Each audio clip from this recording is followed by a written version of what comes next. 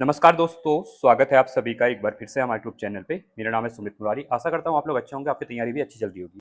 तो देखिए उत्तराखंड वीएस नेगी की जी की जो बुक है उसको हम आगे बढ़ाते हुए आज हमारा यहाँ पे फोर्थ लेक्चर रहने वाला है, जहाँ पे हम स्टार्ट करने वाले हैं कुमाऊं के चंद राजवंश के बारे में। देखिए सबको पता है कि कुमाऊं का चंद राजवंश देखिए उत्तराखंड की हिस्ट्री में काफी ज्यादा रोल प्ले करता है, क्योंकि उत्तराखंड के अंदर हम देखते हैं तो दो शासकों ने राज किया, मतलब दो यहाँ पे डायनेस्टी होती है, एक परमार डायनेस्टी होती है और एक आपकी चंद डायनेस्टी होती है कुमाऊं में। ठीक है, तो आज हम स्टार्ट करने वाले कुमाऊं की ये इंपॉर्टेंट जो आपका चंद राजवंश है।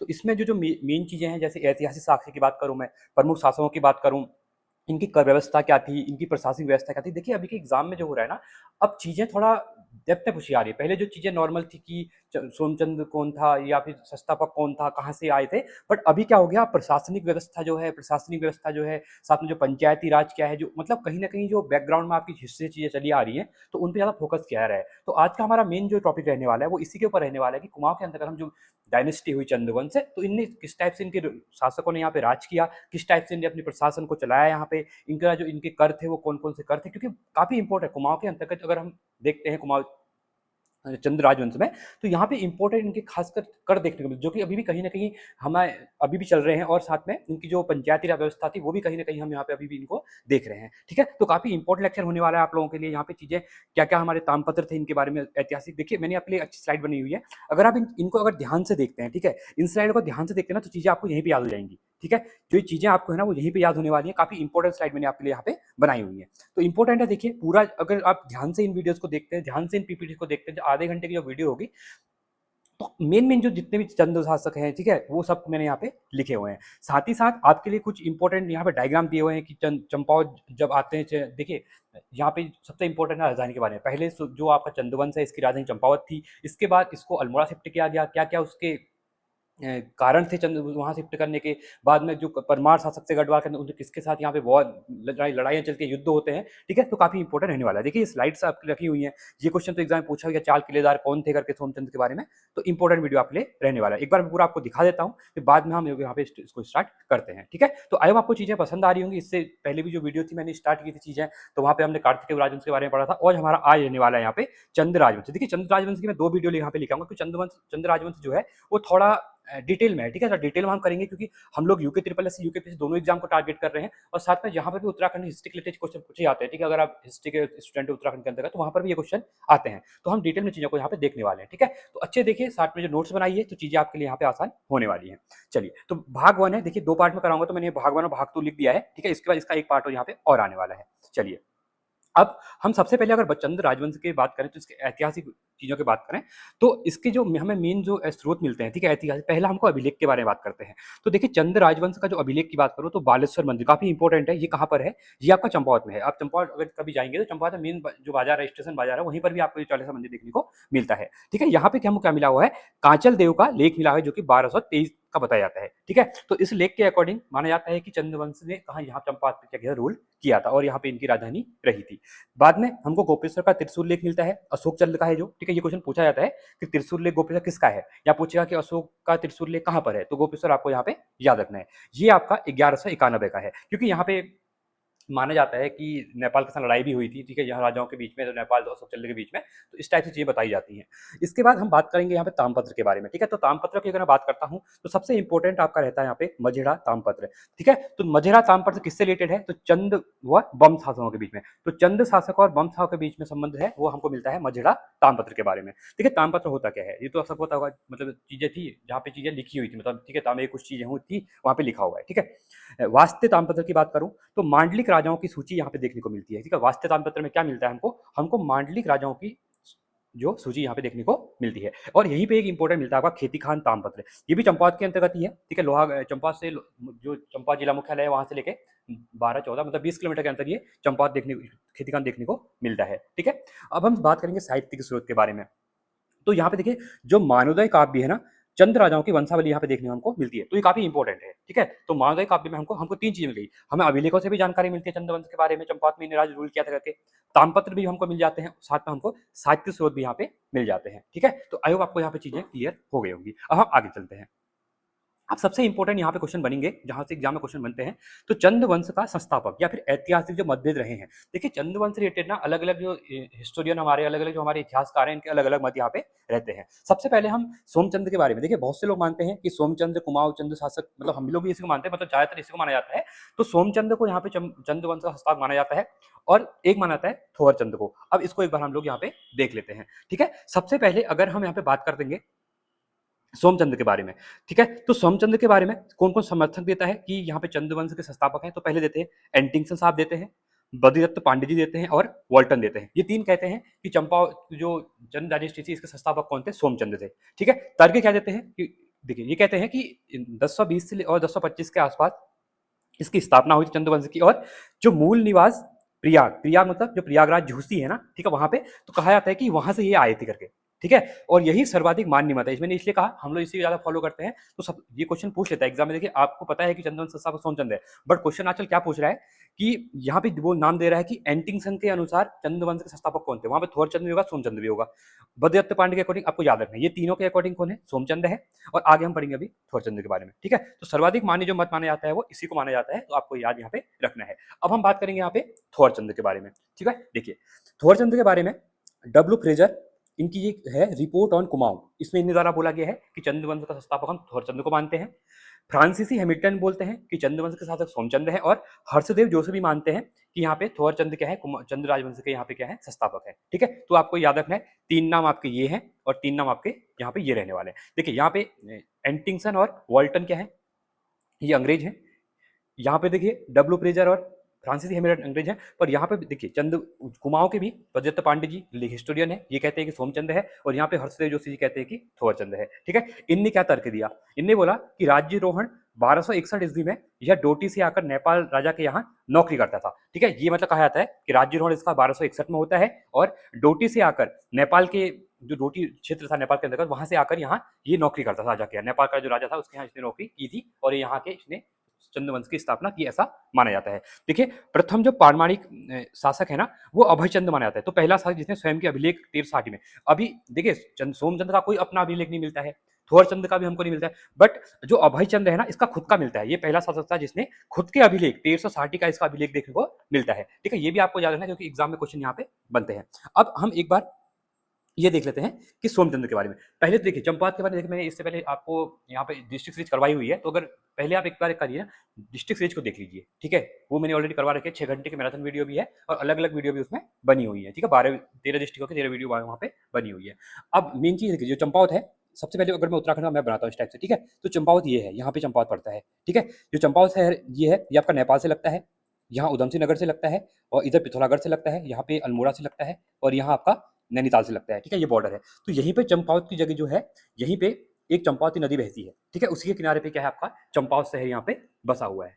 ठीक है, तो ये आपको याद रखना है। और काली कुमाऊं जो उपनेम है, ठीक है, काली कुमाऊं, वो आपका चंपावत का ही उपनाम यहाँ पे माना जाता है। ठीक है, तो ये इंपॉर्टेंट है, इसको आपको याद यहाँ पे रखना है। और यहीं पे एक अभी हम पढ़ेंगे सोमचंद्र के यहाँ पे जो राजबुंगा किले के बारे में भी हम यहाँ पे पढ़ने वाले हैं। ठीक है, तो इसको एक बार हम अच्छे से क्या करते हैं, अब जगह देखते हैं। अब हम चलो हम पढ़ते हैं हम सोमचंद्र के बारे में। ठीक है, देखिए सोमचंद्र का जो अनुमान है कि उन्हें जो शासन किया 1020 से लेकर 1025 तक माना जाता है। और इसकी उत्पत्ति की बात करूं तो मूल निवास झूसी प्रयागराज, मैंने आपको बता ही दिया है, जो कि गंगा पार, ठीक है, प्रयाग में जो गंगा पार जाके झूसी है, ठीक है, गंगा नदी के पार में झूसी प्रयाग से ही आए थे।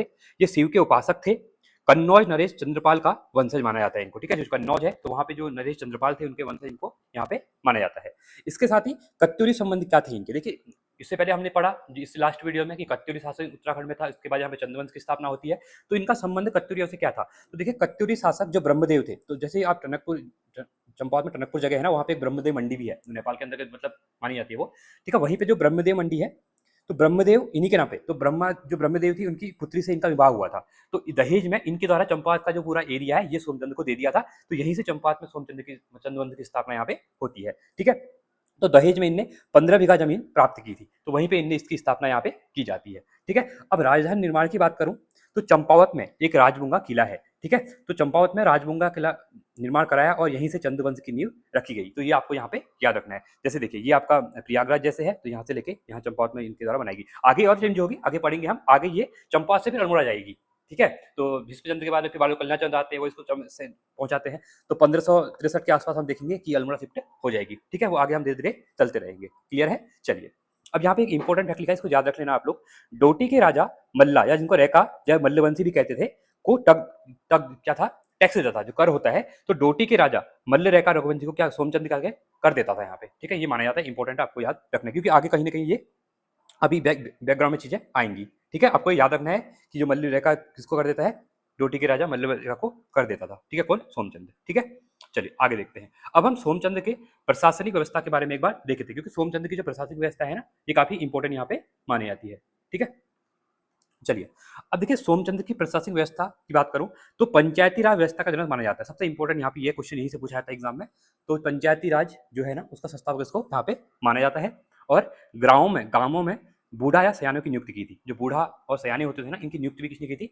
ये यहाँ पे सोमचंद्र के द्वारा ही यहाँ पे की गई थी। इनके क्या थे? 4 किलेदार थे। ठीक है, ये यूपीपीएससी में राष्ट्रीय क्वेश्चन पूछा गया था, याद रखना, पीसीएस प्री में पूछा गया था। तो इनके 4 किलेदार कौन कौन थे? एक थे कार्की थे। ठीक है, कार्की ऐसे भी लिख सकते हैं आप इसको, बोरा, तड़ागी और चौधरी, याद कर लो। पे कार्की, बोरा, तड़ागी और चौधरी, कार्की, बोरा, तड़ागी और चौधरी। ठीक है, ये 4 याद रखना है। इनको चारल कहते थे, इनको यहाँ पे चारल कहा जाता था। ठीक है, आपको यहाँ पे याद रखना है। ये मूलतः नेपाल के थे। ये क्वेश्चन पूछा गया था एक बार। ठीक है, कि जो सोमचंद्र के किलेदार से 4, ये कहाँ से थे? ये ये भारत से थे या कहीं से, या चंपावत से, कहाँ से? नहीं, ये आपके नेपाल से थे। कहाँ से थे आपके? ये आपके नेपाल से थे। ठीक है, जिन्हें चारल या चार आल कहा जाता था। ठीक है, आगे देखते हैं। सामाजिक विभाजन की बात करूं तो संपूर्ण समाज को 8 वर्गों में विभक्त किया गया था। और महरा, जो कोटलगढ़, फरत्याल, डुंगरी, देखिए ये जो एरिया है ना, ये बिसंग क्षेत्र आता है लोहाघाट के पास में। ठीक है, लोहाघाट जो है जगह, उससे 5 किलोमीटर दूर। तो बिसंग क्षेत्र आता है 20 गांव में। बिसंग मतलब 20 गांवों का एक समूह है। वहीं पे आपका अभी हम पढ़ेंगे कोटगढ़, जो आपका वाणसुआ किला है। ठीक है, कोट मैरा करके, उसको भी हम पढ़ेंगे। और इनके जो मंत्री व सेनापति थे ना, वो मूलतः तड़ागी को बनाया गया था। ठीक है, इसको याद रखना है, ये इंपॉर्टेंट है। ये सेनापति यहाँ पे, क्योंकि ये जो मेहरा थे, जो फरत्याल थे, इनमें गुटों में बाद में संघर्ष भी होगा। ठीक है, ये और काफी इंपॉर्टेंट है। इनका हिस्ट्री में काफी ज्यादा है चीजें, क्योंकि ये राजा के साथ क्या करते थे, हर चीज का डिस्कशन यहाँ पे करते थे। ठीक है, चलिए आगे देखते हैं। अब हम बात करेंगे आगे प्रशासनिक प्रारंभिक शासन इंद्रचंद्र और पटरंग वाली प्रथा, ये क्या थी करके, इसके बारे में हम देख लेते हैं। इससे पहले कुछ इंपॉर्टेंट चीजें जो कि सोमचंद्र के बारे में छुटी हुई है, आप यहाँ पे इनको नोट यहाँ पे कर लेंगे। ठीक है, सबसे पहले तो मैंने आपको बता ही दिया, ब्रह्मदेव जो आपका सुई राज्य है। ठीक है, लोहाघाट के अंतर्गत एक सुई राज्य है, जहाँ पे मैं बात कर रहा हूँ। वारसू का किला है। ठीक है, वारसू का किला जो है, उस आपका चंद्रशाली कालीन बताया जाता है, गोरखा टाइम बताया जाता है। ठीक है, तो सुई राज्य पे इनका अधिकार था सोमचंद्र का। ठीक है, इनके द्वारा यहाँ पे शासन किया गया था। और जो चंपावत के अंतर्गत, जो हम राजमहल किला की बात कर रहे हैं, तो चंपावत के अंतर्गत यहाँ पे क्या है, कोतवाल छावनी इनको भेंट की गई थी। ठीक है, दहेज के रूप में। जो 15 मैंने बताया ना, 15 बीघा जमीन, तो वो याद रख लो आप, कोतवाली जगह है वहाँ पे। ठीक है, इसको ही माना जाता है और ये इंपॉर्टेंट हो जाता है। ठीक है, और चंपावत में जो आपका राजगुंगा किला है, ठीक है, मैंने बता ही दिया। तो राजगुंगा किला, कुछ भी मैचिंग फॉलोइंग में क्वेश्चन पूछे जाते हैं, तो ये किला किस रिलेटेड है? तो राजगुंगा किला ये आपका सोमचंद्र से ही क्या है, इंपॉर्टेंट हो जाएगा। ठीक है, तो यहाँ पे इंपॉर्टेंट चीजें मानी जाती है। ठीक है, और बाकी हमने हिस्ट्री बाकी देख लिया हमने कि किसके द्वारा बोला गया कि इस उत्पत्ति बारे में। 4 आल हमने देख लिए हैं, कार्की, बोड़ा, तलागी और चौधरी के बारे में। ठीक है, जो मेहरा और फरत्याल थे, ये इनके क्या थे, सेनापति थे। ये आपके क्या थे, सेनापति या मंत्री थे। ठीक है, आपको याद रखना है। जिनमें सबसे मेन था क्या, कालू तड़ागी। ठीक है, इसको लिख लो यहाँ पे, इनका एक था यहाँ पे कालू तड़ागी। तो ये इंपॉर्टेंट काफी ज्यादा यहाँ पे माने जाते हैं। तो पंचायती राज व्यवस्था का जनक भी इन्हीं को माना जाता है, तो आपको ये याद रखना है। और यहीं पे बूढ़ा या सयानों की नियुक्ति हमने देख लिया है, तो इनकी नियुक्ति यहाँ पे की गई थी करके। ठीक है, और कुमाऊं के अंतर्गत पंचायती राज व्यवस्था का जनक भी सोमचंद्र को यहाँ पे माना जाता है। ठीक है, तो आगे देखते हैं, आगे हम देखते हैं। ठीक है, अब इसके बाद क्या होता है, सोमचंद्र के बाद जब हम देखते हैं, तो पहले राजा सोमचंद्र हो गए। फिर सोमचंद्र के बाद दूसरे राजा जो आते हैं, वो आते हैं आपके यहाँ पे, ये आते हैं आत्मचंद्र। ठीक है, तो आत्मचंद्र के बारे में इतनी चीजें कुछ है नहीं इंपॉर्टेंट। ठीक है, तो इसको हम पढ़ेंगे नहीं। फिर इसके बाद जो आते हैं, वो आते हैं तीसरे शासक आते हैं, पूर्णचंद्र आते हैं। ठीक है, तो इनका टाइम पीरियड आई थिंक 1060 से लेके 1044 तक माना जाता है। ठीक है, तो आपको यहाँ पे याद रखना है। इसके बाद अब आगे बढ़ेंगे, हम बात करेंगे अब यहाँ पे इंद्रचंद्र व उनके उत्तराधिकारी के बारे में। ठीक है, तो प्रारंभिक शासक की बात करें। अब यहाँ पे जब हम बात करें इंद्रचंद्र के बारे में, तो ये चौथे शासक थे। ये इंपॉर्टेंट है। ठीक है, जो इंपॉर्टेंट होंगे वो ऑलरेडी वहाँ पे डिस्कस किए हुए हैं। तो इंद्रचंद्र के बारे में बात करो तो चौथे शासक थे, और नेपाल मार्ग में चीन के साथ व्यापार संबंध स्थापित किया था। तो ये क्वेश्चन पूछा जाता है एग्जाम में। ठीक है, ये इंपॉर्टेंट याद रखना। तो जो नेपाल मार्ग में चीन के साथ के व्यापारिक संबंध थे, यहाँ पे ट्रेड करते थे। और एंटिंगसन जी कहते हैं, एंटिंगसन हो जाएगा। ठीक है, रेशम उत्पादन की बात करूं तो एंडरसन के अनुसार कुमाऊं में रेशम उत्पादन व रेसी वस्त्र बनाने का कार्य प्रारंभ किया इसने। यहाँ पे ये क्या इंद्रचंद में, तो ये इंपॉर्टेंट हो जाएगी। अब जो ये रेशम था ना, तो इसमें एक पटरंग वाली प्रथा आती है, याद रखना ये क्या है करके, ठीक है। तो रेशमी वस्त्रों के रंग को पक्का करने, जो रेशम के वस्त्र होते थे ना, इनको पक्का करने के लिए कहा जाता कि कुछ अफवाहें चलाओ, झूठी खबरें चलाओ, जिससे क्या होता है वो कलर क्या होता है, बहुत मतलब अच्छा हो जाता है, ठीक है, तो पक्का कलर हो जाता है। तो इसलिए झूठी खबरें यहाँ पे ये फैलाया करते थे, तो इसी को ही पटरंग वाली प्रथा कहा जाता है, ठीक है। तो कुमाऊं के अंतर्गत रंग पक्का करने के लिए झूठी खबरें जो फैलाई जाती थी, उसी को यहाँ पे पटरंग वाली प्रथा कहा जाता था, ठीक है, इंपॉर्टेंट है। इसके बाद आगे हम देखेंगे, और कहा जाता है कि जो इंद्रचंद्र था वो काफी घमंडी था, इस क्वेश्चन तो पूछा नहीं जाता है, और अपने को इंद्र के समान ये मानता है, नाम में ही है इसके इंद्र, तो इंद्र के समान अपने आप को यहाँ पे मानता है, ठीक है। तो इंद्रचंद्र का जो यहाँ पे कह सकते हैं कि उत्तराधिकारी कौन था, तो ये था आपका संसार चंद्र था। कौन था? संसार चंद्र। पूछा नहीं गया है, बट फिर भी यहाँ पे लिख लो, क्योंकि क्या पता एग्जाम में कभी देखने को मिल सकते हैं ऐसे क्वेश्चन, ठीक है। तो इसके बाद अलग अलग राजा आते हैं, ठीक है, सुधा चंद्र आते हैं, हरिचंद्र आते हैं, वीणाचंद्र आते हैं। तो अब हम बात करेंगे आगे वीणाचंद्र के बारे में। देखिए जो वीणाचंद्र था ना, उत्तराखंड के अंतर्गत, इसको कुमाऊं के अंतर्गत विलासी राजा कहा जाता है। क्या है? क्वेश्चन एक बार पूछा गया है, तो कुमाऊं में विलासी राजा किसे कहते हैं, तो ये कहते हैं वीणाचंद्र को कहा जाता है, ठीक है। खस राजाओं में से राज्य हारा था इसके द्वारा, ठीक है, ये भी इंपॉर्टेंट है। ये खस राजाओं से क्या हुआ, राज्य यहाँ पे हारा था, इनको पराजित यहाँ पे किया था, ठीक है। और बाद में इसने क्या किया, खस राजाओं को हराकर राज्य में पुनः प्राप्ति इसके द्वारा यहाँ पे कर लिया गया, ठीक है। तो ये इंपॉर्टेंट है, और यही चीज है। इसके बाद जो सॉरी ये वीरचंद हो गया। अब जो वीरचंद था ना, इसके बारे में बात करें, ठीक है। तो कहा जाता है अशोक चल्ल जो था, मैंने ये बात की थी ना, यहाँ पे आपको अशोक चंद्र चल्ल के बारे में स्टार्टिंग में, तो अशोक चल्ल जिसका मैंने टाइम पे बताया था आपको 1206 के आसपास, ठीक है। तो इसके बाद ही क्या हुआ, ये चीजें यहाँ पे इसकी मृत्यु यहाँ पे हो जाती है, इसके चंद्र टाइम पे इस वीरचंद्र की यहाँ पे मृत्यु हो जाती है, ठीक है। चलो आगे देखते हैं। अब हम खस डोटी आक्रमण और यहाँ पे विदेशी आधिपत्य की यहाँ पे बात कर लेते हैं, ठीक है। देखिए अब यहाँ पे पहला है आपका अशोक चल्ल के बारे में, जिसका टाइम पे 1191 है, और कांचल देव जो है 1223 में। तो इनके बारे में इंपॉर्टेंट क्या है वो देख लेते हैं। तो देखिए डोटी राजाओं का कुमाऊं पर आधिपत्य और विदेशी शासन का समय इसको माना जाता है, क्योंकि ये नेपाल से थे। डोटी राजा जिसने काली कुमाऊं पर व केदार भूमि पर आक्रमण किया था। देखिए जो अशोक चल रहे थे, ठीक है, तो इनके द्वारा क्या किया गया था, जो जिसको हम क्या कहते हैं कुमाऊं कहते हैं, या काली कुमाऊं या केदार भूमि पर आक्रमण किया, और कुछ राज्यों को इसने क्या किया, अपने में अधीन यहाँ पे कर लिया था। इसके प्रमाण कहाँ से मिलते हैं, तो इसका मिलता है हमको प्रमाण गोपेश्वर त्रिशूल लेख से हमको इसके प्रमाण मिलते हैं। और ये क्या था, ये बौद्ध धर्म का अनुयायी था। कौन? अशोक चल्ल के बारे में, ठीक है, ये इंपोर्टेंट हो जाएगा। इसके बाद हम आगे देखते हैं अशोक चल्ल के बाद कुमाऊं पर अधिकार। तो प्रमाण हमको, देखिए पहले अशोक चल्ल था, इसके मैंने बता दिया इसके बारे में। इसके बाद क्या आता है, कांचल देव आता है, इसके द्वारा कुमाऊं में अधिकार किया जाता है। इसके प्रमाण हमको चंपावत के जो बालेश्वर मंदिर है, चंपावत में जो बालेश्वर मंदिर है ना, वहां से हम दान पत्र में इसकी जानकारी हमको मिलती है कि हाँ कांचल देव का शासन यहाँ पे चंपावत में था करके। इसमें 10 मांडलिक राजाओं का उल्लेख मिलता है, जो सामंत होते थे, उन राजाओं के बारे में यहाँ पे हमको जानकारी मिलती है। तो याद, इसको यहाँ पे इतना याद रखना है, जो बालेश्वर दानपत्र है जहाँ पे अभिलेख है, वहाँ पे जानकारी वो कहाँ पे चंपावत में है। किसके बारे में जानकारी मिलती है, तो अशोक चल्ल के बारे में जानकारी मिलती है, और सॉरी कांचल देव के बारे में, ठीक है। और अशोक चल्ल के बारे में हमको पता है गोपेश्वर त्रिशूल लेख के बारे में। वास्तुशिल्प शिल्प की हित की बात करूं तो कत्यूर शैली में मंदिर का शिखर व उभरा हुआ ऊंचा मिला हुआ है यहाँ पे इसके बारे में, ठीक है, जो मंदिर वगैरह है। और नाग शैली में मंदिर का शिखर नीचे है, ठीक है। तो ये अलग अपना है, ये वास्तुशिल्प की कुछ इंपॉर्टेंट चीजें हैं करके, ठीक है। तो यहाँ पे हमने इनके बारे में देख लिया है। अब हम आगे चलते हैं और आगे देखते हैं चंद शासक यहाँ पे ज्ञानचंद, गरुड़ ज्ञानचंद के बारे में, ठीक है। देखिए थोर चंद के बारे में ज़्यादा कुछ इंपॉर्टेंट है नहीं, इतना ही है कि जैसे हमने अभी देखा था आप लोगों के लिए, ठीक है। इसको एक बार फिर से मैं करवा देता हूँ। स्टार्टिंग में हम थोर चंद के बारे में देख रहे थे, ठीक है, यहाँ पे देखिए, तो हम थोर चंद के बारे में जब पढ़ रहे थे, तो मैंने पहले कहा, तो यहाँ पे जो एक है report on Kumaon and Garhwal, जो कि 1813 के आसपास लिखी हुई है, किसने? डब्ल्यू फ्रेजर के बारे में। और दूसरे जो हर्षदेव जोशी, इनमें चंद सस्ता पर इसको माना गया है, ठीक है। और किंगडम ऑफ कुमाऊं जो किंगडम ऑफ नेपाल है, उसमें फ्रांसीसी हैमिल्टन ने बोला है कि ये इनकी शासक थे, ठीक है। तो इनके बारे में इतना कुछ है नहीं, इसको आपको इतना याद रखना है कि इनको माना जाता है बस, बाकी इनका इतना यहाँ पे इंपॉर्टेंट देखने को नहीं मिलते हैं, ठीक है। चलिए आगे देखते हैं। अब हम बात करेंगे यहाँ पे, बात करने वाले हैं गरुड़ ज्ञानचंद, ये इंपॉर्टेंट शासक रहेगा, ठीक है। तो गरुड़ ज्ञानचंद सबसे सबसे इंपॉर्टेंट क्वेश्चन तो यहाँ पे यही आता है कि कुमाऊं पर सबसे ज्यादा लंबे समय तक जो शासन किया वो कौन से राजा ने किया, तो सर्वाधिक शासनकाल 45 वर्ष का शासनकाल माना जाता है यहाँ पे, ये माना जाता है आपका चंद शासक गरुड़ ज्ञानचंद के बारे में। अब यहाँ पे इनको गरुड़ की उपाधि कैसे मिली, ज्ञान आगे हम सब देखने वाले हैं यहाँ पे, ठीक है। देखिए ये थे कुमाऊं के अंतर्गत 29वें शासक थे, ठीक है। ये शासक क्रम नहीं पूछा जाता है, बट यहाँ पे मैंने लिखा हुआ है, तो फिर भी देख लो। Time period 1375। अब देखिए जब आप हिस्ट्री पढ़ रहे हैं ना, उत्तराखंड की हिस्ट्री पढ़ रहे हैं ना, तो आपने जब एंशिएंट हिस्ट्री या मिडिवल हिस्ट्री जब पढ़ी होगी, मध्यकालीन भारत, तो आपको थोड़ा रिलेट करना चाहिए। कि ये पता होना चाहिए, मैं नहीं भी बताऊं तो आपको ये पता होना चाहिए कि अगर 1375 के आसपास अगर उत्तराखंड में गरुड़ ज्ञानचंद का शासन है तो दिल्ली की गद्दी पर कौन बैठा होगा? दिल्ली सल्तनत काल चल रहा होगा, ठीक है, कहीं ना कहीं दिल्ली सल्तनत काल चल रहा होगा, तो आपको पता होना चाहिए कि दिल्ली सल्तनत के काल में इस ट्रेंड पे कौन है। पढ़ाई का बेस्ट तरीका यही होता है, जो आप चीज को रिलेट करेंगे ना, क्योंकि क्वेश्चन ऐसे पूछे जाते हैं कि उत्तराखंड के अंतर्गत या चंद्र राजवंश में या परमार राजवंश में 1375 का जो टाइम था उस तो गरुड़ ज्ञानचंद थे या कोई थे, इनके टाइम पे दिल्ली का शासक कौन था, या पूछ लेगा 1375 में दिल्ली का शासक ये तो चंद्रवंश की डायनेस्टी कौन रूल कर रहा था। ऐसे क्वेश्चन आते हैं एग्जाम में रैपिडली, ठीक है, तो आपको ध्यान देना चाहिए।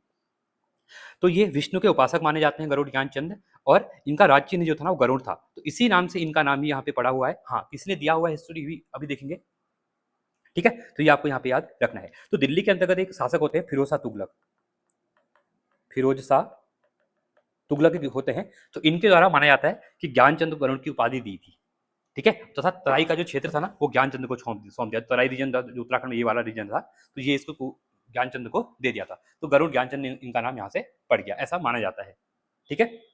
और एक क्वेश्चन और पूछा जाता है, दिल्ली दरबार में जाने वाला, ठीक है, ये क्वेश्चन ऐसे क्वेश्चन आ रहे हैं एग्जाम में, ठीक है, तो दिल्ली दरबार जाने वाला पहला चंद्र शासक कौन था, तो गरुड़ ज्ञानचंद को यहाँ पे माना जाता है, ठीक है, इंपॉर्टेंट आपको याद रखना है। और यहाँ पे शासक किसका था, फिरोज शाह तुगलक का था, और फिरोज शाह तुगलक के द्वारा ही यहाँ पे क्या क्या गरुड़ की उपाधि दी थी, किसको, गरुड़ सॉरी ज्ञानचंद को दी थी, तो इंपॉर्टेंट है, आपको यहाँ पे याद होना चाहिए, ठीक है। चलिए आगे देखते हैं, अब यहाँ पे कुछ तर्क भी है।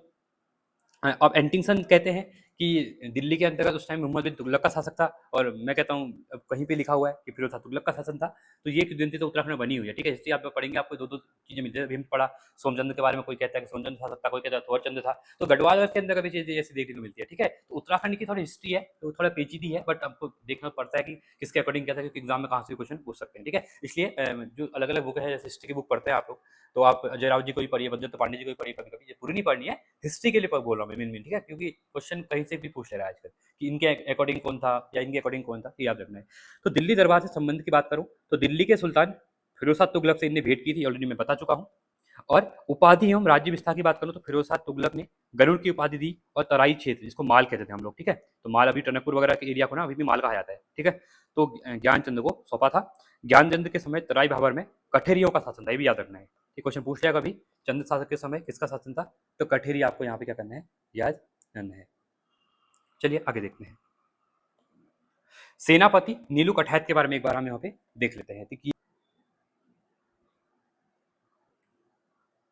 चलिए ठीक है, तो ये चीजें क्लियर हो गई है, और यहाँ पे एक चीज इंपॉर्टेंट है, इसको इसको नोट कर लो, क्वेश्चन कभी पूछता है कि सोर का विजेता कौन था, ठीक है, सोर का विजेता, तो याद देखो सोर का विजेता कौन था, तो यहाँ पे गुरु ज्ञानचंद को ही कहते हैं, ठीक है, तो ज्ञानचंद को यहाँ पे इसको माना जाता है, तो आपको ये भी यहाँ पे याद होना चाहिए। चलिए आगे देख लेते हैं, हम सेनापति नीलू कठैत के बारे में देख लेते हैं, ठीक है, देखिए नीलू कठैत जो था ना वीरता के लिए जाने जाते हैं, गरुड़ ज्ञानचंद का वीर सेनापति माना जाता है।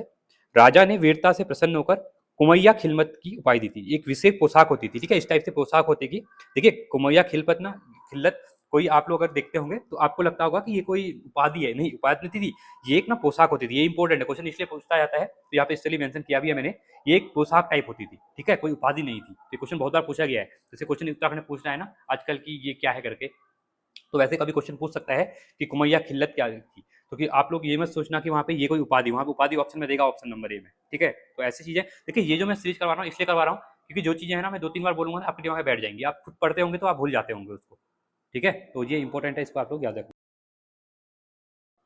चलिए ठीक है, तो याद रखना इंपॉर्टेंट हो जाएगा। धोखा क्या होता है देखते हैं, दरबारी जस्सा कमलेखी के उकसाने पर ज्ञानचंद ने नीलू कठैत की हत्या कर दी, जैसे कहना धोखा देना, ठीक है, धोखे से इसकी मृत्यु हो गई थी, इसकी बात कर रहा हूँ मैं, ठीक है, और उसके बेटों की आंखें निकलवा दी थी। ज्ञानचंद के उत्तराधिकारी उद्यान चंद्र ने इस पाप के प्रायश्चित हेतु कई मंदिर बनवाए थे, ये क्वेश्चन इंपॉर्टेंट हो जाएगा, ठीक है। प्रायश्चित उद्यान की बात करूं, उद्यान चंद्र ने प्रायश्चित किया था, इनने 1200 मंदिर का निर्माण करवाया चंपावत में, और इसके बाद जो निर्माण है ना वह जीर्णोद्धार करवाया, और इसमें कुंज शर्मा तिवारी जो गुजराती ब्राह्मण ने क्या क्या योगदान दिया था, ये इंपॉर्टेंट यहाँ पे हो जाएगा, ठीक है। चलिए अब हम बात करेंगे यहाँ पे भारती चंद्र के बारे में, किसके बारे में बात करेंगे, अब यहाँ पे बात करने वाले हैं भारती चंद्र के बारे में, ठीक है। चलिए ये इंपॉर्टेंट क्वेश्चन है यहाँ से, इसको आपको याद यहाँ पे रखना है, ठीक है? चलिए चलिए अब हम बात करेंगे यहाँ पे भारती चंद्र के बारे में। देखिए इंपॉर्टेंट चीज यहाँ पे है, भारती चंद्र का जो टाइम पीरियड है वो 1437 से लेके 1477 के बीच में है। स्वतंत्रता का संग्राम भी इसको माना जाता है। ठीक है, डोटी युद्ध की बात करूँ, सबसे पहले डोटी युद्ध की याद करेंगे। डोटी नेपाल की दास्ता, जो नेपाल के अंदर का डोटी क्षेत्र था ना, कि दास्ता छुटकारा पाने के लिए 12 वर्ष तक युद्ध लड़ा।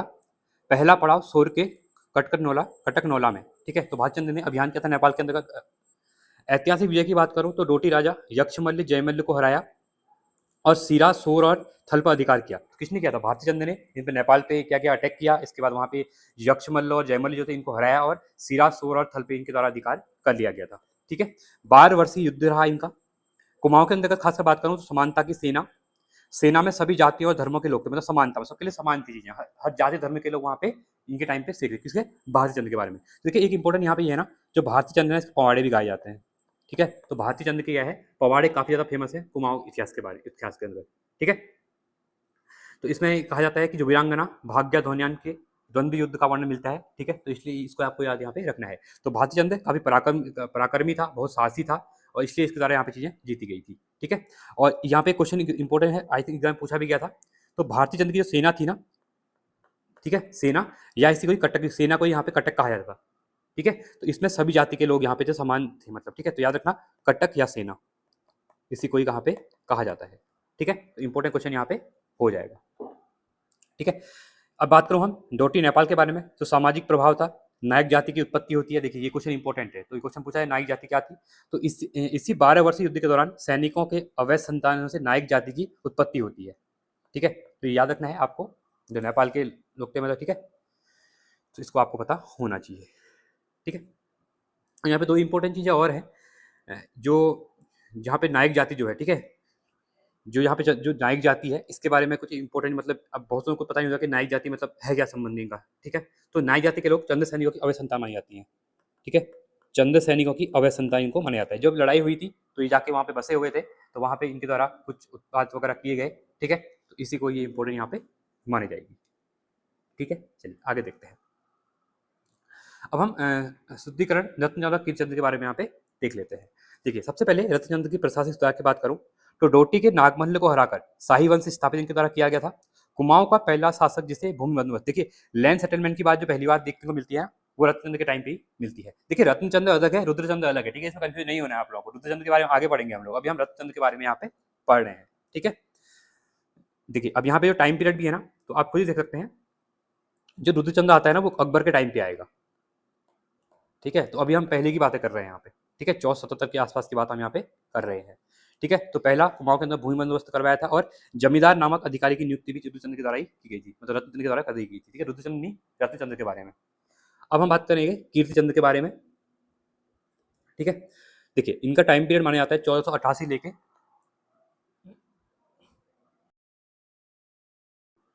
ठीक है, तो आगे देखते हैं हम कीर्तिचंद्र के बारे में। तो यहाँ पे देखिए नाथ संप्रदाय का अनुयायी माना जाता है कीर्तिचंद्र को। चंपावत में गुरु नाग जो नागनाथ सिद्ध है के लिए भी इनके द्वारा मठ बनाया गया था और गढ़वाल शासक अजयपाल को पराजित किया था। ये इंपोर्टेंट हो जाएगा कीर्तिचंद्र ने। ठीक है, तो गढ़वाल शासक अजयपाल को पराजित किया। बारामंडल चुनरा कोली क्षेत्र को इसके द्वारा जीता गया था, किसके द्वारा? कीर्तिचंद्र के द्वारा।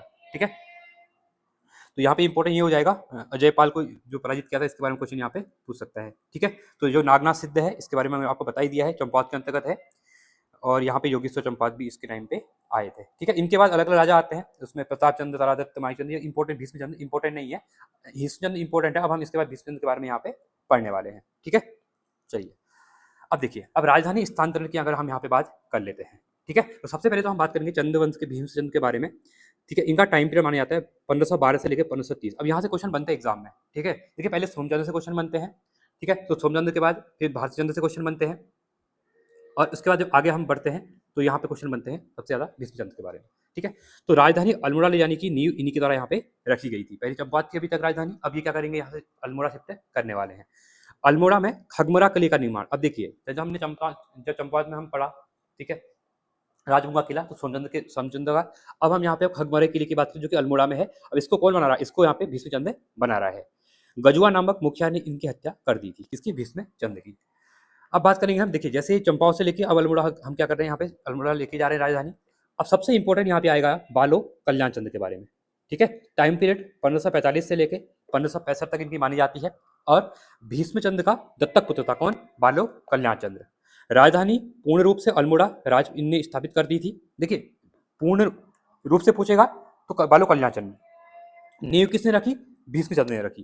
ठीक है, तो अल्मोड़ा में लाल मंडी किले का निर्माण किसने? बालो कल्याण चंद ने। तो याद रखना, मैचिंग फॉलोइंग में आते हैं, बालो कल्याण चंद, लाल मंडी किला, और इसके बाद आपका खंगरा किला भीष्मचंद्र, ऐसे याद रखना है। ठीक है, फोर्ट मेरो कॉलेज का निर्माण, मेरो जो है वहाँ पे इसका निर्माण करवाया। राज्य विस्तार, मड़कोट, गंगोली, दानपुर को चंद्र राज्य में मिलाया। ठीक है, ये पूरा एरिया इनने क्या किया, यहाँ पे एक्सपांसन किया, अपनी राजधानी को इनने, कैपिटल को एक्सपांड किया। ठीक है, तो चीजें यहाँ पे इंपॉर्टेंट हो जाती है। ठीक है, तो यहीं पे एक दो चीजें इंपॉर्टेंट और आ जाती है। ठीक है, क्योंकि कहीं ना कहीं एग्जाम में क्वेश्चन यहाँ पे बनने के चांसेस हो जाते हैं। ठीक है, तो इनका टाइम पीरियड हमने देख लिया है यहाँ पे। ठीक है, तो यहाँ से मेन चीजें यही है, आपको यहाँ पे याद रखनी है। ठीक है, और यहाँ पे एक चीज और माना जाता है कि जो आपका वल्लभ कल्लर चंद्र है ना, इसका इसके कारण, मतलब इसके विजय के कारण इसको यहाँ पे महाराजाधिराज भी कहा जाता है। महाराजाधिराज, धीराज भी इसको यहाँ पे कहा जाता है। ठीक है, तो इम्पोर्टेंट है। और साथ ही यहाँ पे इनकी तरह अल्मोड़ा में पूर्ण तैयारी, जो पूर्ण रूप से तैयार क्या होती है, तैयार हो जाती है यहाँ पे राजधानी, और अल्मोड़ा स्थित राजधानी को राजपुरा कहा गया। क्या गया है? राजपुरा कहा गया। यहाँ पे लिखा भी है, देखिए, इसकी राजधानी को राजपुर यहाँ पे कहा गया। ठीक है, इंपॉर्टेंट है, याद रखना, क्योंकि क्वेश्चन बनने के चांसेस यहाँ पे हो जाते हैं। ठीक है, चलिए अब हम बढ़ते हैं आगे, रुद्रचंद्र के बारे में यहाँ पे चीजें देख लेते हैं। इनका जो टाइम पीरियड था इंपॉर्टेंट हो जाएंगे। मुगल संबंध देखिए इंपॉर्टेंट है, 1565 से लेके 1597, यहाँ से भी क्वेश्चन एग्जाम में अभी पूछा गया था। ठीक है, तो अकबर का समकालीन इनको माना जाता है। 1587 में लाहौर में अकबर से भेंट की। अब ये क्वेश्चन यहाँ पे अभी पूछा भी गया था वीडियो के एग्जाम में। ठीक है, तो इससे मैं कह रहा हूँ, ये अगर स्लाइडर को ध्यान से पढ़ोगे तो चीजें एग्जाम में यहीं से क्वेश्चन मिलेंगे आपको। ठीक है, और तिब्बती याक व कस्तूरी भेड़िंग की तरह यहाँ पे की गई थी इनको। ठीक है, आईने अकबरी के अनुसार कुमाऊं दिल्ली सूबे के अंतर्गत था। ये क्वेश्चन पुलिस के पेपर में इससे पहले इस पेपर में पूछा गया था। तो जो उत्तराखंड या कुमाऊं जो था वो किसके अधीन आता था कुमाऊं? ठीक है, तो वहाँ पे दो सूबा, एक आगरा सूबा दिया था, वहाँ पे एक आपका दिल्ली सूबा दिया था, एक दो और दिए थे, तो याद रखना है। तो दिल्ली सूबे के अंतर्गत ये आता था यहाँ पे। तराई एंड सिरा विजय की बात करूं तो अकबर ने 84 माल परगना, या जो 84 माल परगना है ना तराई जन्म में, उसको फरमान दिया था। तराई में रुद्रपुर नगर बसाया, जो रुद्रपुर नगर है आपका। पुरुषोत्तम पुरखू पंत जो थे ना, पुरुषोत्तम पंत की सहायता से डीडी हाट, जो सिरा क्षेत्र, हम सिरा डीडी हाट के क्षेत्र कहते हैं, को जीता और मल्ल राज्य हरिमल्ल को हराया था। ठीक है, ये इंपॉर्टेंट क्वेश्चन है। तो इनका सेनापति जो वो पुरखू पंत था, तो इनके बारे में आपको यहाँ पे याद रखना है। ठीक है, तो इसको याद रखना है। और ये 1581 के आसपास की यहाँ पे बात मैं यहाँ पे आपके सामने कर रहा हूँ। ठीक है, देखिए, तो पुरुषोत्तम पंत के बारे में कुछ चीजें देख लेते हैं, क्योंकि एग्जाम में चांसेस होते हैं कि यहाँ से क्वेश्चन बन जाए करके। ठीक है, तो पहली बात तो पुरुषोत्तम पंत से ना, रुद्रचंद्र के क्या थे, ये एक सेनापति थे। क्या थे? एक यहाँ पे सेनापति थे रुद्रचंद्र के, और जिनका उपनाम क्या था यहाँ पे? पुरखू पंत था। क्या था यहाँ पे? इनका नाम था यहाँ पे पुरखू पंत था। ठीक है, और मूल रूप से ये कहाँ के निवासी थे? जो पिथौरागढ़ में गंगोली हाट जगह है ना, गंगोली हाट, तो यहाँ के ये क्या थे? मूल निवासी माने जाते हैं पुरखू पंत। इनका जो अगर मैं बात करूँ, कुमाऊं के अंतर्गत एक क्वेश्चन पूछा गया है, कुमाऊं का रॉबर्ट ब्रूस, कुमाऊं का रॉबर्ट ब्रूस किसे कहा जाता है? तो ये इन्हीं को, पुरखू पंत को यहाँ पे कहा जाता है कुमाऊं का रॉबर्ट ब्रूस। तो हमको यहाँ पर भी याद क्या करना है, इसको याद रखना है। ठीक है, इनका एक क्या होता है, ग्वालदम का युद्ध होता है। ठीक है, तो ग्वालदम का युद्ध होता है आपका, या इसको हम कहते हैं बधागढ़ का युद्ध भी कहते हैं, इंपॉर्टेंट है। ठीक है, तो बधागढ़ का युद्ध जो होता है 1581 में। ठीक है, और जो पुरखू पंत है ना, ये मारे जाते हैं यहाँ पे, क्या होते हैं? मारे जाते हैं। ठीक है, तो पटियार राजपूतों के द्वारा इनको यहाँ पे क्या कहा जाता है, कि हाथों में मारे जाते हैं यहाँ पे। ठीक है, और ये क्वेश्चन है, जो ग्वालदम का युद्ध होता है, बधागढ़ का युद्ध 1581, क्वेश्चन पूछा गया। ठीक है, 2-3 बार पूछा गया, कब हुआ था, मैचिंग फॉलोइंग में। तो जो बधागढ़ का युद्ध था, यहाँ पे ग्वालदम का जो युद्ध था, ये 1581 में हुआ था। यहाँ पे पुरखू पंत की डेथ हो जाती है। और इस टाइम पे जो कुछ को पूछता है, गढ़वाल का शासक कौन था? ठीक है, तो गढ़वाल शासक के बलभद्र शाह थे। कौन थे? बलभद्र शाह थे। ठीक है, ये आपको याद होना चाहिए, इंपॉर्टेंट क्वेश्चन यहाँ पे बन जाएगा। ठीक है, तो इंपॉर्टेंट आपको याद रखना है। तो अब हम देखते हैं रुद्रचंद्र का स्थानीय सामाजिक व्यवस्था के बारे में क्या थी करके इनकी। ठीक है, देखिए, सर्वोच्च अगर बात करूं, चौथानी ब्राह्मण, गढ़वाल के 16 ब्राह्मण की बात यहाँ पे आपको देखने को मिलते हैं। दूसरे में पंची बिड़िया तिथानी की बात करते हैं हम। ठीक है, ये चीजें क्या थी करके। और दूसरा आता है आपका निम्न हलिया व पितलीय ब्राह्मण क्या थे करके, जो हल चलाते थे वो हलिया ब्राह्मण थे। ठीक है, इनको भी आपको याद रखना है।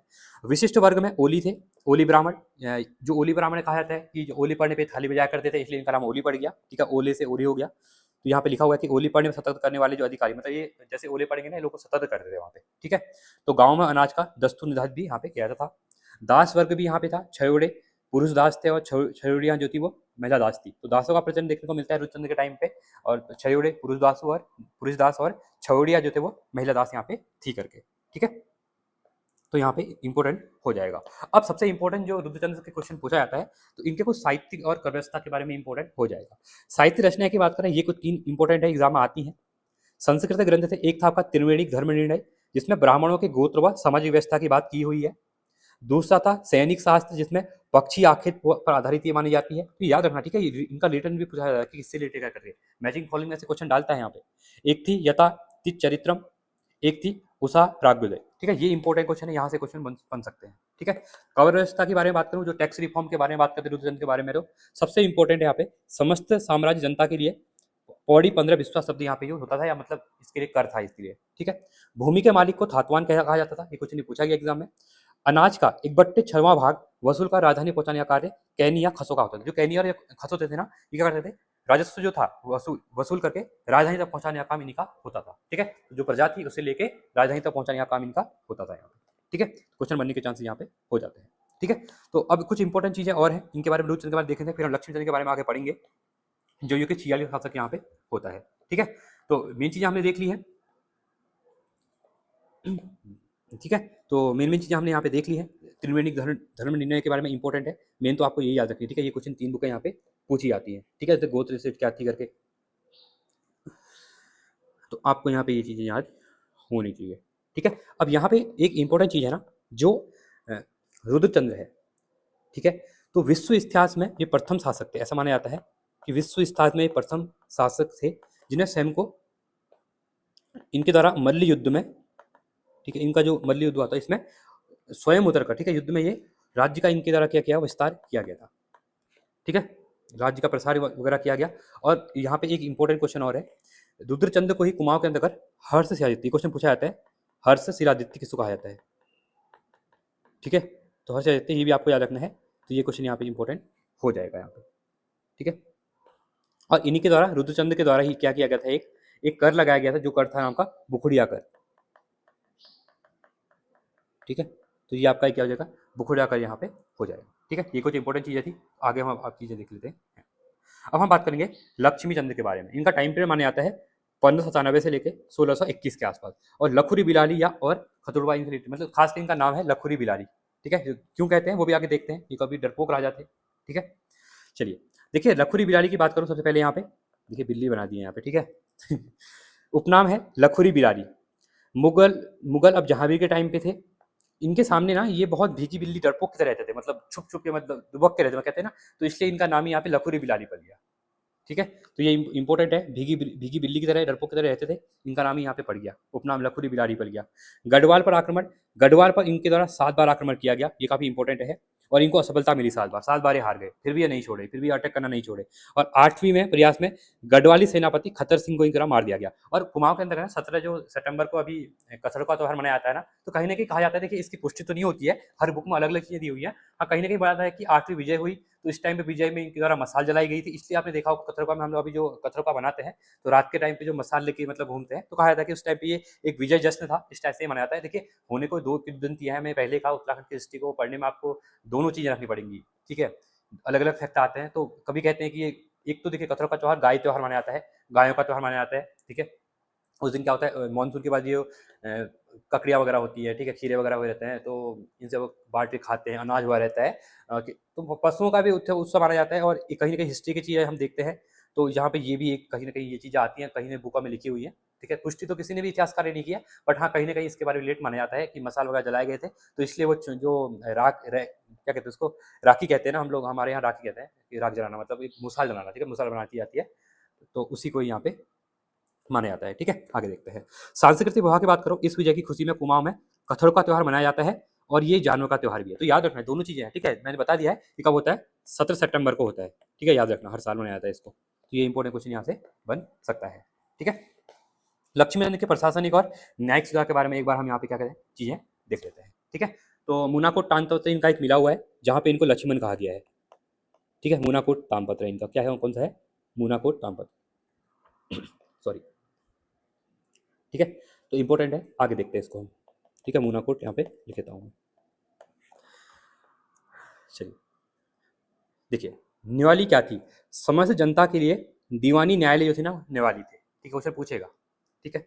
विष्टावली क्या थी, देखिए न्यायालय और विष्टावली ये क्वेश्चन पूछे जाते हैं। तो जो न्यायालय थी ना, ये समस्त जनता के लिए, जो जितने भी जनता थी इनके राज्य में, सबके लिए एक दीवानी न्याय मामले यहाँ पे सुलझाए जाते थे। दूसरा एक विष्टाली था, जहाँ पे सिर्फ फौजदारी न्यायालय देखे जाते थे, ठीक है, ये क्वेश्चन इंपॉर्टेंट है। विष्टावली में ओनली फौजदारी चीजें देखी जाएंगी, न्यायालय में समस्त जनता के लिए चीजें देखी जाएंगी। सरदार की बात करूं तो परगने का शासक होता था। फौजदार की बात करूं सेना का अधिकारी होता था। नेगी जो थे ना, ये छोटे कर्मचारी होते थे। जो नेगी अभी सरनेम है ना, वो ये छोटे, ये क्या करते थे, दस्तूर नेक के रूप में अनाज लेते थे, ठीक है। तो इनका नाम ही बाद में नेगी, मतलब ये इनका नेगी पड़ गया इनका नाम। पहले ये क्या थी, एक कर्मचारी हुआ करते थे। नेगी मतलब एक, मतलब कह सकते हैं तो सिंपल, एक पहले इनको एक पद दिया था नेगी का, ठीक है। तो राज्य के छोटे कर्मचारी होते थे जो सरदार व फौजदार के अधीन कार्य करते थे, ठीक है। और इन्हीं अनाज के रूप में इन्हें दस्तूर नेक मिलता था। दस्तूर को नेक कहते हैं, तो इसी के नाम पे इनका नाम पे क्या हुआ, नेगी पड़ गया आगे, ठीक है। तो ये क्वेश्चन यहाँ पे बोलता है, तो राज्य के 3 कर्मचारी काफी इंपॉर्टेंट आपके लिए हो जाएंगे, सरदार, फौजदार और नेगी, ठीक है। और यहाँ पे एक इंपॉर्टेंट और है, यहाँ पे एक जूली व सिरती नामक जो कर था वो लक्ष्मीचंद ने लगाया था। क्या एक था आपका जूलिया, दूसरा था आपका एक सिरती, ठीक है। ये 2 टाइप के कर भी किसने लगाए थे, लक्ष्मीचंद ने लगाए थे, ठीक है। ये क्या है आपका एक कर है एक, ठीक है, ये भी आपको पता होनी चाहिए, ठीक है। और यहीं पे एक था रौत, क्वेश्चन पूछेगा रौत क्या था, तो रौत था बहादुरी के पुरस्कार के रूप में दी जाती थी ये, ठीक है, बहादुरी के पुरस्कार के रूप में, तो याद आपको होना चाहिए, ठीक है। चलिए आगे देखते हैं। देखिए यहाँ पे कुछ इंपॉर्टेंट है निर्माण, तो बागनाथ मंदिर बागेश्वर का जीर्णोदय 1602 में नरसिंह बाड़ी व कबीना जैसे बड़े बाग लगवाए, इनके द्वारा यहाँ पे लगवाए गए थे। क्वेश्चन पूछा जाता है कि लक्ष्मीचंद ने बड़े बड़े बाग बगीचे लगवाए, ठीक है, और साथ में प्रमुख जो आपका नरसिंह बाड़ी और कबीना तथा लक्ष्मीश्वर आदि बगीचे भी इनके द्वारा यहाँ पे लगवाए गए थे, ठीक है। चलिए अब हम बात करेंगे यहाँ पे शक्ति गोसाई के बारे में, ठीक है। शक्ति गोसाई कौन थे, तो देखिए शक्ति गोसाई जन्माद्य होने के कारण, ठीक है, जन्माद्य थे, ब्लाइंड थे पहले से ही, और ये बड़े भाई थे इनके, ठीक है। और इन्हीं को ही कुमाऊं का धृतराष्ट्र कहा जाता है। क्या कहता है, कुमाऊं का धृतराष्ट्र किसको कहा जाता है, तो ये आपका इन्हीं को यहाँ पे कहा जाता है, ठीक है। इसको याद रख लेना, इंपॉर्टेंट क्वेश्चन बन जाएगा। और शक्ति गोसाई लक्ष्मीकांत का बड़ा भाई था, ठीक है, ये बड़ा भाई इंपॉर्टेंट आपके लिए यहाँ पे हो जाएगा। इनके टाइम पे प्रशासनिक नियंत्रण की बात करूं तो लक्ष्मीचंद्र के समय की समस्त नागरिक और प्रशासनिक नीतियां शक्ति गोसाई द्वारा ही निर्धारित यहाँ पे होती थी, तो इंपॉर्टेंट हो जाएगा। प्रमुख कार्य की बात करूं, राजधानी में बंदोबस्ती कार्यालय की स्थापना इनके द्वारा की गई थी। दारमा घाटी में सौका जनजाति के अधिकारी एवं कर्तव्य निर्वाही इनके द्वारा ही किए गए थे, तो देखिए इंपॉर्टेंट हो जाएगा, क्वेश्चन यहाँ से बनने के चांसेस होते हैं, ठीक है। अब हम बात करेंगे यहाँ पे उत्तराधिकारी संघर्ष के बारे में और तिरमल चंद्र के बारे में। अस्थिरता का दौर था, दिलीप चंद्र का जो कांड तो 1621 1625 क्षय रोग से इनकी मृत्यु, क्वेश्चन पूछा गया दिलीप चंद्र की मृत्यु कैसे हुई, तो क्षय रोग जो टीबी से इनकी मृत्यु हुई थी। और विजय चंद्र खुदशाम कार के द्वारा इनकी हत्या कर दी गई थी, ठीक है। मेहरा व फरताला में यहाँ पे गुटबाजी शुरू हो गई थी। उसके बाद विजय चंद्र की हत्या के बाद भीषण संघर्ष से मेहरा गुट की जीत हुई। तो जो आपका कुमाऊं रीजन है, ठीक है, वहाँ पे मैंने बताया आपको, आपका मैं तो इसी एरिया से बिलोंग करता हूँ, तो यहाँ पे मेहरा और फरताला में क्या है, गुटबाजी शुरू हो गई थी। उसके बाद इनकी विजय चंद्र की मृत्यु के बाद और ये धरे फिर अलग अलग भी यहाँ पे हो गए थे, ठीक है। तिरुमल की बात करूँ 1625 से लेकर 1638 तक का टाइम पीरियड माना जाता है। मेहराकोट द्वारा राजा इनको घोषित कर दिया गया।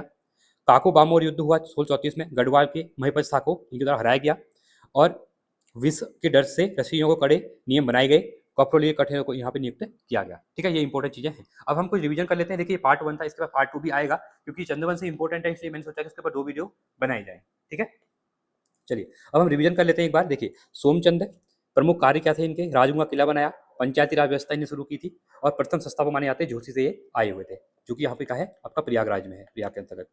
इंद्रचंद्र की बात करूं, रेशम व्यापार के लिए प्रसिद्ध माने जाते हैं। पटरंगी प्रथा इनके बारे में थी, झूठ की खबर फैला के कहा जाता है कि पक्का कलर होता है करके यहाँ पे। गरुड़ ज्ञानचंद्र की बात करते हैं, तराई माल पर अधिकार इनके द्वारा किया गया, सर्वाधिक 45 वर्षों का शासन किया। नीलू कठाई इनके टाइम पे थे, और फिरोजा तुगलक के द्वारा इनको ये उपाधि यहाँ पे गरुड़ की दी गई थी, ठीक है, याद रखना फिरोजा तुगलक। डिवीजन हो रहा है। भारत चंद्र की बात करूं तो 12 वर्षों का डोटी युद्ध के बारे में इंपॉर्टेंट है। यहाँ पे नायक जाति की उत्पत्ति मानी जाती है, जो कि चंद्र शासकों की क्या मानी जाती है, सेनाओं की ये अवैध संतान मानी जाती है। बालो कल्याण चंद्र की बात करूं तो अल्मोड़ा लाल मंडी किले का निर्माण करवाया गया, राजधानी पूर्णतः स्थापित इनके द्वारा की गई, ठीक है। तो इंपॉर्टेंट है। इससे पहले भीष्म चंद्र ने क्या किया, राजधानी निर्माण फाउंडेशन रखा, बट पूर्ण तरह जो स्थापित हुई चंपावत से राजधानी, वो बालो कल्याण के चंद्र के टाइम पे हुई थी। रुद्रचंद्र की बात करता हूँ, रुद्रपुर नगर बसाया, चौथानी ब्राह्मण की इनके द्वारा भी क्या की यहाँ पे शुरुआत की गई। अकबर से इनके द्वारा भेंट की गई थी लाहौर में, सैनिक शास्त्र की स्थापना इनके द्वारा यहाँ पे की गई थी, ठीक है। याक वगैरह ये लेके गए थे, वहां पे इन्हें भेंट की थी अकबर को। लक्ष्मीचंद की बात करूं तो न्यायालय विस्टाली प्रथा, जो कि न्यायालय क्या इस समय जनता के लिए थी। विस्टाली का सेना के लिए थी। और यहाँ पे कथरुआ त्यौहार मनाया जाता है, इनके द्वारा 8वीं विजय प्राप्त की गई थी। और लखुली बिराली, क्योंकि ये भी जहांगीर के टाइम पे ये क्या करते थे, एकदम क्या करते थे, यहाँ पे भीगी बिल्ली की तरह रहते थे, इसलिए ये इंपॉर्टेंट यहाँ पे क्वेश्चन हो जाता है। ठीक है, तो इंपॉर्टेंट क्वेश्चन है, कोई एग्जाम में यहाँ से क्वेश्चन पूछे जाते हैं, इसलिए आपको यहाँ पे पता होना चाहिए। ठीक है, तो अब आपको चीज़ें क्लियर होंगी, तो जहांगीर नाम है इसकी जानकारी हमको मिलती है।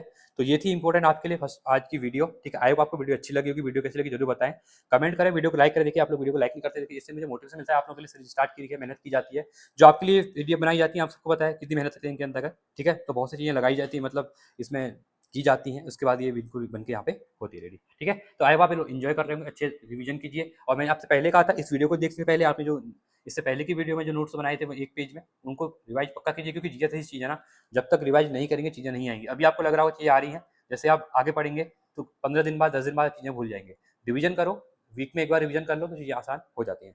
तो आज के इतना ही रखते हैं। Thanks for watching. जय हिंद, वंदे मातरम।